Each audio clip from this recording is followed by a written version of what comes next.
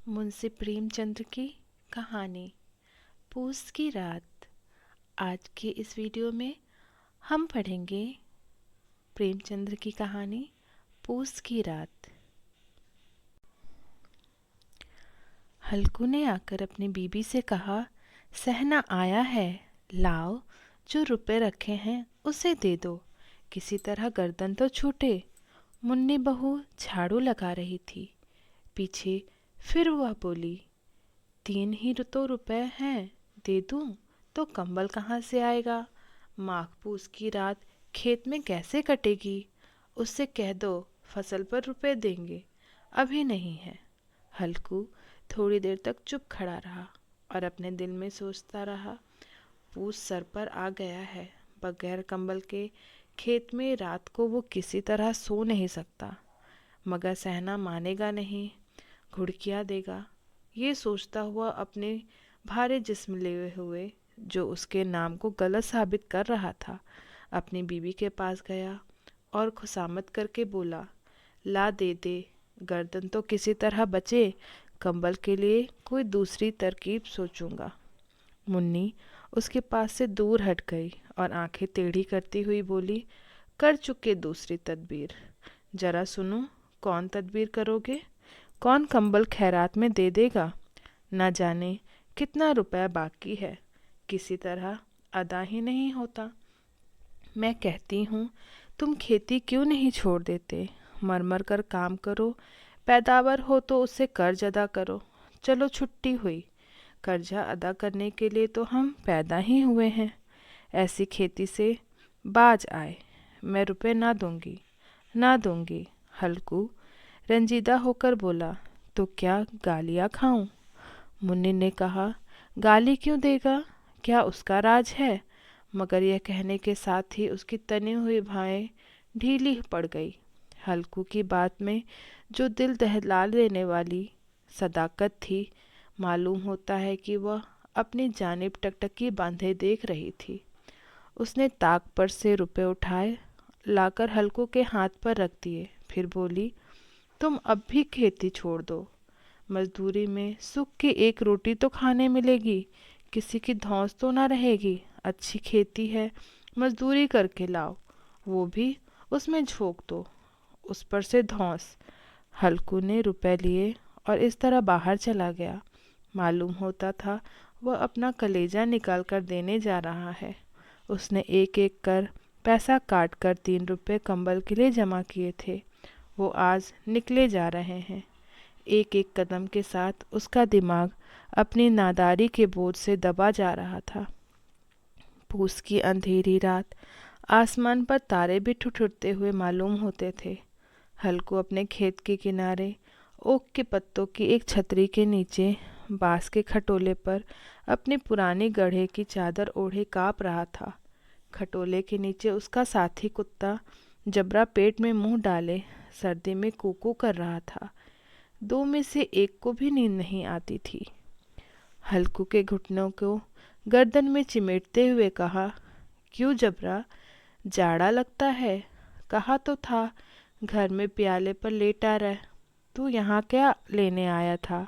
अब खा सर्दी, मैं क्या करूँ? जानता था मैं हलवा पूड़ी खाने आ रहा हूँ।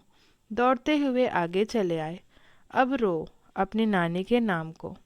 जबरा ने लेटे हुए दुम हिलाई और एक अंगड़ाई लेकर चुप हो गया। शायद वो समझ गया था कि उसकी कूकू की आवाज़ से उसके मालिक को नींद नहीं आ रही है। हल्कू ने हाथ निकालकर जबरा की ठंडी पीठ सहलाते हुए कहा, कल से मेरे साथ ना आना, नहीं तो ठंडे हो जाओगे। ये रोड पछुआ हवा ना जाने कहाँ से बर्फ लिए आ रही है। उठूं, फिर एक चिलम भरूं, किसी तरह रात तो कटे। 8 चिलम तो पी चुका, ये खेती का मजा है। और एक भगवान ऐसे जिनके पास अगर जाड़ा जाए तो गर्मी से घबरा कर भागे। मोटे गद्दे, लिहाफ, कंबल, मजाल है कि जाड़े को गुजर हो जाए। तकदीर की खूबी है, मजदूरी हम करें, मजा दूसरे लूटें। हल्कू उठा और गड्ढे में जरा सी आग निकालकर चिलम भरी। जबरा भी उठ बैठा। हल्कू ने चिलम पीते हुए कहा, पिएगा चिलम? जाड़ा तो क्या जाता है, हाँ जरा मन बहल जाता है। जबरा ने उसकी जानिब मोहब्बत भरी आंखों से देखा। हल्कू ने कहा, आज और जाड़ा खा ले, कल से मैं यहाँ पियाल बिछा दूंगा, उसमें घुसकर बैठना, जाड़ा ना लगेगा। जबरा ने अगले पंजे अपने घुटने पर रख दिया और उसके मुंह के पास अपना मुंह ले आया। हल्कू को उसकी गर्म सांस लगी। चीलम पीकर हल्कू फिर लेटा और ये तय कर लिया कि चाहे जो कुछ भी हो, अब की सो जाऊंगा। लेकिन एक लम्हे में उसका कलेजा कांपने लगा। कभी इस करवट लेटा, कभी उस करवट। जाड़ा किसी भूत की मानिंद उसकी छाती को दबाए हुए था। जब किसी तरह ना रहा गया तो उसने जबरा को धीरे से उठाया और इसके सर को थपथपाकर उसकी गोद में सुला लिया। कुत्ते के जिस्म से मालूम नहीं कैसी बदबू आ रही थी, पर उसे अपनी गोद में चिमेटते हुए ऐसा सुख मालूम हो रहा था जो इधर महीनों से उसे ना मिला था। जबरा शायद ये ख्याल कर रहा था कि बहिसत यही है कि हल्कू की रूह इतनी पाक थी कि उसे कुत्ते से बिल्कुल नफरत ना थी। वह अपनी गरीबी से परेशान था, जिसकी वजह से वह इस हालात में पहुंच गया था। ऐसी अनोखी दोस्ती ने उसकी रूह के सब दरवाजे खोल दिए थे। उसका एक एक जर्रा हकीकी रोशनी से मुनव्वर हो रहा था। इसी स्नान में जबरा ने किसी जानवर की आहट पाई। उसके मालिक की इस खास रूहानियत ने उसके दिल में एक जदीद ताकत पैदा कर दी थी, जो हवा के ठंडे झोंके को भी नाचीज समझ रही थी। वह झपट कर उठा और छपरी से बाहर आकर भौंकने लगा। हल्कू ने उसे कई मर्तबा पुचकार कर बुलाया, पर वह उसके पास न गया। खेत में चारों तरफ दौड़ दौड़ कर भौंकता रहा। एक लम्हे के लिए आ भी जाता तो फौरन ही फिर दौड़ता। फर्ज की अदायगी ने उसे बेचैन कर रखा था। 1 घंटा गुजर गया। सर्दी बढ़ने लगी। हल्कू उठ बैठा और दोनों घुटनों को छाती से मिलाकर सर को छुपा लिया। फिर भी सर्दी कम न हुई। ऐसा मालूम होता था कि सारा खून मुजम्मिद हो गया है। उसने उठकर आसमान की जानिब देखा। अभी कितनी रात बाकी है। वो 7 सितारे तो कुतुब के गिर्द घूमते हैं, अभी अपना निस्फ दौरा भी खत्म नहीं कर चुके। जब वे ऊपर आ जाएंगे तो कहीं सवेरा होगा। अभी 1 घड़ी से ज़्यादा रात बाकी है। हल्कू के खेत से थोड़ी देर के फासले पर एक बाग था। पतझड़ शुरू हो गई थी। बाग में पत्तों का ढेर लगा हुआ था। हल्कू ने सोचा, चलकर पत्तियां बटोर लूं और उन्हें जलाकर खूब तापूं। रात को कोई मुझे पत्तियां बटोरते देखे तो समझे कि कोई भूत है। कोई जाने कोई जानवर भी छुपा बैठा हो। मगर अब तो बैठे नहीं रहा जाता। उसने पास के अरहर के खेत में जाकर कई पौधे उखाड़े और उनका एक झाड़ू बना लिया और हाथ से सुलगाता हुआ उपले लिए बाग की तरफ चला। जबरा ने उसे जाते देखा तो पास आया और दुम हिलाने लगा। हल्कू ने कहा, अब तो नहीं रहा जाता जबरू, चलो बाग में पत्तियां बटोर कर तापे। टाटे हो जाएंगे तो फिर आकर सोएंगे। अभी तो रात बहुत है। जबरा ने कुकू करते हुए अपने मालिक की राय से मुआफिक कर जाहिर की और आगे आगे बाग की जानिब चला। बाग में घटाटोप अंधेरा छाया हुआ था। दरख्तों से शबनम की बूंदें टप टप टपक रही थी। यकाएक एक झोंका मेहंदी के फूलों की खुशबू लिए हुए आया। हल्कू ने कहा, कैसी अच्छी महक आई जबरा, तुम्हारी नाक में भी कुछ खुशबू आ रही है। जबरा को कहीं जमीन पर एक हड्डी पड़ी मिल गई थी। वो उसे चूस रहा था। हल्कू ने आग जमीन पर रख दी और पत्तियां बटोरने लगा। थोड़ी देर में पत्तियों का ढेर लग गया। हाथ ठिठुर जाते थे, नंगे पांव गले जाते थे और वो पत्तियों का पहाड़ खड़ा कर रहा था। उसी अलाव में वो सर्दी को जलाकर खाक कर देगा। थोड़ी देर के अलाव जल उठा। उसकी लौ ऊपर वाले दरख्त की पत्तियों को छू छू कर भागने लगी। इस मुक्त जल रोशनी में बाग के आलिशान दरख्त ऐसे मालूम होते थे कि वो इस ला इंतहा अंधेरे को अपनी गर्दन पर संभाले हों। तारीकी के उस अथाह समंदर में ये रोशनी एक नाव के मानिंद मालूम होती थी। हल्कू अलाव के सामने बैठा हुआ आग ताप रहा था। 1 मिनट में उसने अपनी चादर बगल में दबा ली और दोनों पांव फैला लिए। गोया वो सर्दी को ललकार कर कह रहा था, तेरी जी में आए वो कर। सर्दी की इस बेपाया ताकत पर फतह पा कर वो खुशी को छुपा ना सकता था। उसने जबरा से कहा, क्यों जबरा, अब तो ठंड नहीं लग रही है? जबरा ने कूकू कर गोया कहा, अब क्या ठंड लगती ही रहेगी, पहले ये तदबीर नहीं सूझी? नहीं तो इतनी ठंड क्यों खाते? जबरा ने दुम हिलाई। अच्छा आओ, इस अलाव को कूदकर पार करें, देखिए कौन निकल जाए। अगर जल गए बच्चा तो मैं दवा ना करूँगा। जबरा ने खौफजदा निगाहों के अलावा की जानिब देखा। मुन्नी से कल ये ना जड़ देना कि रात ठंड लगी और ताप ताप कर रात काटी, वरना लड़ाई करेगी। यह कहता हुआ वो उछला, उस अलाव के ऊपर से साफ निकल गया। पैरों में जरा सी लिपट लग गई, पर वो कोई बात न थी। जबरा अलाव के गिर्द घूमकर उसके पास खड़ा हुआ। हल्कू ने कहा, चलो चलो, इसकी सही नहीं है, ऊपर से कूदकर जाओ। फिर कूदा और अलाव के उस पार आ गया। पत्तियां जल चुकी थी। बगीचे में फिर अंधेरा छा गया। राख के नीचे कुछ कुछ आग बाकी थी, जो हवा के झोंके आने पर जरा जाग उठती थी, पर एक लम्हे में फिर आंख बंद कर लेती थी। हल्कू ने फिर चादर ओढ़ ली और गर्म राख के पास बैठा हुआ एक गीत गुनगुनाने लगा।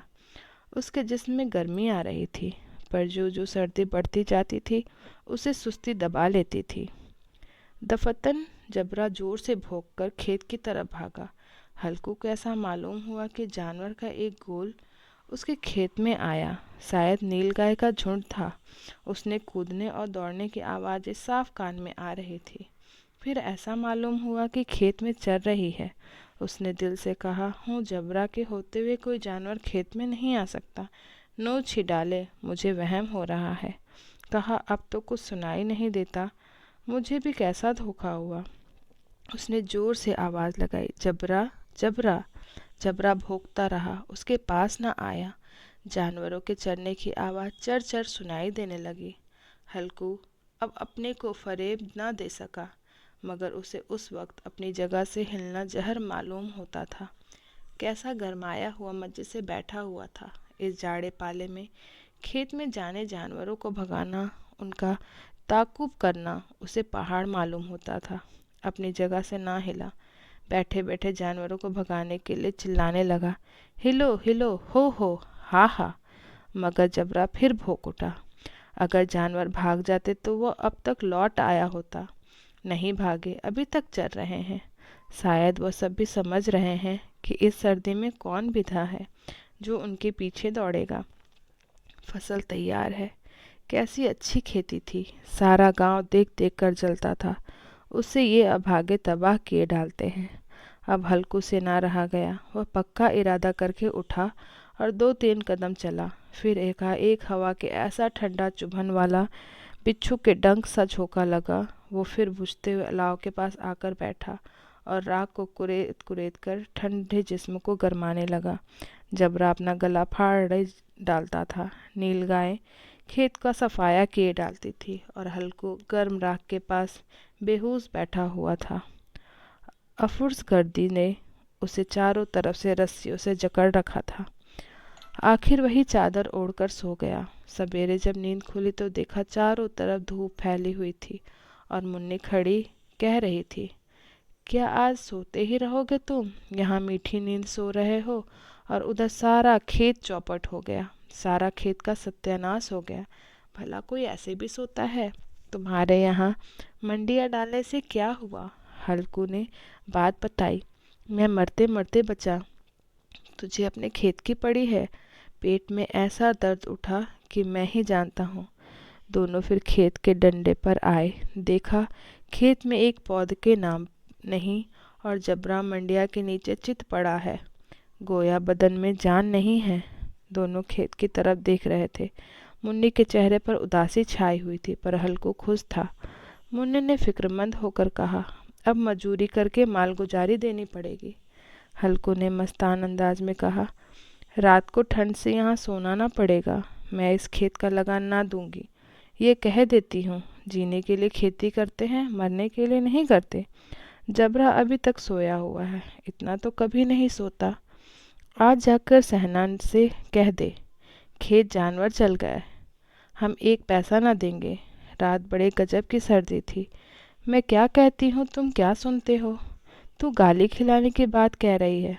सहना को इन बातों से क्या सरोकार? तुम्हारा खेत चाहे जानवर खाए, चाहे आग लग जाए, चाहे ओले पड़ जाए, उसे तो अपनी मालगुजारी चाहिए। तो खेत तो छोड़ दो खेती, मैं ऐसी खेत से बाज आई। हल्कू ने मायूसाना अंदाज में कहा। जी मन में तो मेरे भी यही आता है कि खेती बाड़ी छोड़ दो। मुन्नी तुझसे सच कहता हूँ, मगर मजूरी का ख्याल करता हूँ तो जी घबरा उठता है। किसान का बेटा होकर अब मजूरी ना करूँगा, चाहे कितनी भी दुर्गति हो जाए। खेती की मर्जाद नहीं बिगाड़ूंगा। जबरा जबरा क्या सोता ही रहेगा? चल घर चले। धन्यवाद।